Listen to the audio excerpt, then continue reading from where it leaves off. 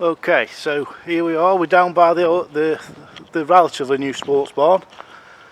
So I'm going to give you a walk around the outside to show you what the external design features are.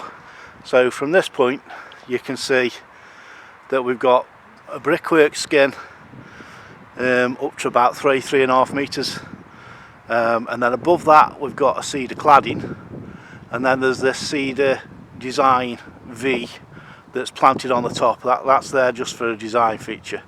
So we've got a combination of traditional build, which will be brick and block, and then above we're going to have cladding inside and out with some of the insulated panels that we looked at before. So I'm going to take you around and we'll see what we can see. It's a beautiful crisp day. So if you look here, there's an interesting design feature. So you can see there we've got what's called an expansion joint that runs all the way up, and that's filled with mastic. Not a particularly straight one, to be fair, but every so often on steel portal frames, because of the length, normally about every 6 metres there'd be a clear break, and there's a mastic and expansion joint there, so if there is any movement it moves there and not cracks the brickwork. Looks like there's only one in that length from there down. Then we've got a fire escape. You can see it's got steel cladding soffits all the way around. And then at the top, over the lintel, we looked at this yesterday, those are your weep holes. So the cavity tray that we put over the lintel, those are your weep holes to allow any water that does get into the cavity to come out. Okay, so on this elevation they've gone for completely brickwork all the way up, so that's traditional build inside and out on that particular part, but then as you can see, as it comes around the corner it reverts to part traditional and then part cladding. And again, as we go into the corner there's yet another expansion joint to allow for movement go there. Behind there's going to be a column. And then as we get around to the front, because this is the side and the back of the building, so the design's pretty bland really, but then as we start to come around to what would be the front, you can see we start to add the designs of windows and double doors.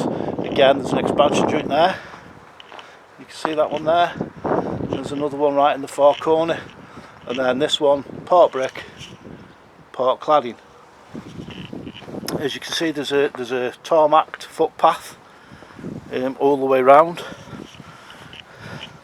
and as we get to the front, because it's the main area, we've got a slightly different coloured tarmac just to complement the colour of the cedar, and that goes onto the part. And part of your project is you've got to allow and think about car parking, which you can see we've got an ample car park here. The building in the foreground, background even, is the agriculture building, and that's steel frame as well, but you can see that's got completely different design features, but we'll go over there in a bit. So on this elevation we've got brick up to about 4 metres, and then we've got the timber cladding again on the top, but you've got windows that are virtually floor to ceiling as well, which is an interesting design feature.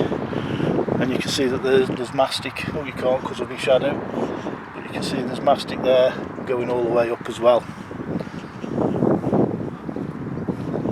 So that's just a slightly different take. So already on the 3 different elevations of this building you've got 3 different types of design.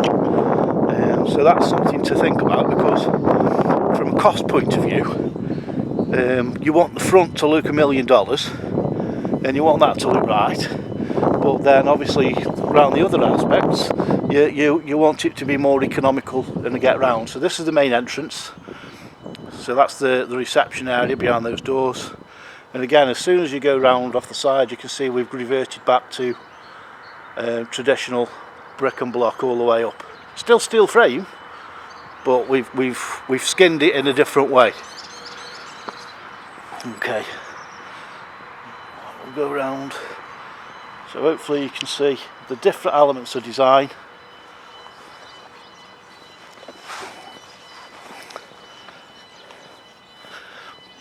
And as we come around the side, these steel panels are just here for an architect's whim, really. Again, it's there to complement the cedar panels, but it's just a screening wall to hide you from the bins in the plant room. So in that there, all the electrical and the boilers. You can hear there's an alarm going off. There must be something wrong with one of the boilers. I'll put that on top desk. And again, you can see an expansion joint runs up the side and up to the top. And again, this is completely floor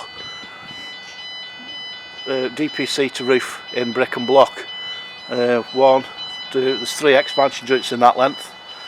But then if I just turn around, then again this is another steel frame building, which we'll go in later as well.